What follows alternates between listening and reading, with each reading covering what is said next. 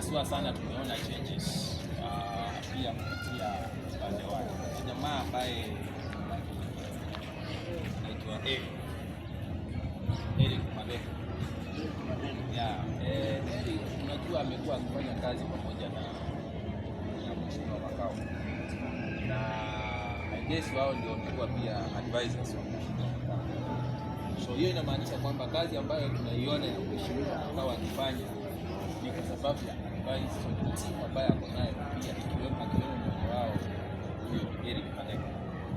Mimi kivyangu naweza sema kwamba Eric akijitoza kwenye lingo na asimame kuwa MCA yangu na huyo najua atafanya kazi, kwa sababu tukiwa tumeweka pale Makao kama governor na tuweke Eric ambaye pia amekuwa advisor wake, naona itakuwa rahisi pia kuanza kupeana miswada